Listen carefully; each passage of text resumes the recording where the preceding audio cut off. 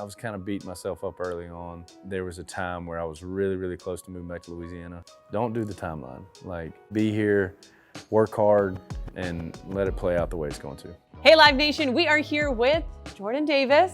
Jordan, welcome to Canada. I know, thank you. Is there anything on your list when you come to Canada that you're like, I gotta do this, or I gotta eat this, or I gotta try this? If it wasn't so cold, I would try to go ice fish somewhere. Yeah, okay. Like, I've had a lot of messages of people being like, dude, we're fishing here, like, come hang out with us. But yeah, it's pretty chilly out there. It's just too cold. Yeah. You also just revealed some really fun news. Yeah. Baby number 3. Yeah, baby number 3. How are you feeling? Congratulations. Thank you. Amazing. Thank you very much. I hope we got this thing figured out by now. We probably don't, but yeah, baby number 3 is crazy. We're not gonna find out what it is, so I'm excited to meet. You're gonna keep it a surprise? Well, we're gonna find out when he or she shows up. Right. I think this baby's gonna have a great older brother and a great older sister. Let's talk about last night. You opened for Thomas Rhett. How was that? It was awesome. I mean, one of the best shows of the tour. It's been awesome to be out with Cameron and Thomas. I've been wanting to tour Thomas for a long time. And 2, we haven't been to Canada in a long time. Being able to come up here, get to hang out with him, you know, get to spend some time with Cameron, and get to see our Canadian fans. Toronto fans are nuts. Last night was crazy. Yeah. Like, it was hard to hear. Like, yeah. It was so loud. Very seldom can you hear the crowd through your in-ears, and like last night was pretty crazy. We're ride or die fans because they braved a snowstorm to get there, you know? I would not have. I would have stayed at the house and put a record on and been like, well, I'm there in spirit. Right, But no, it didn't slow them down. I mean, packed house too. Yeah, y'all are just built different up here. Like, if we were to see this in Nashville, they would shut the city down for a month.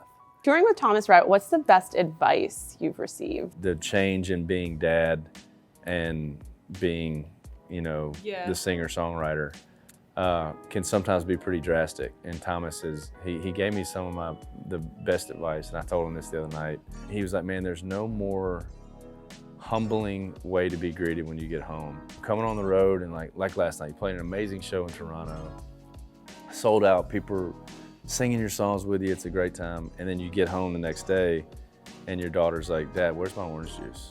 That goes away so fast. Yeah. And you know, Thomas has always said, like, man, the girl asking for orange juice is the most important. Let's talk about Bluebird Days, finally out. Yeah. Does it ever get old seeing yourself on billboards all over the world? No, never at all. I have an amazing team, and it takes an army to make this work. And there's people that wake up every day and think about my career before I do. It's the thing that you move to town to write songs and you hope that you could make a living by writing songs.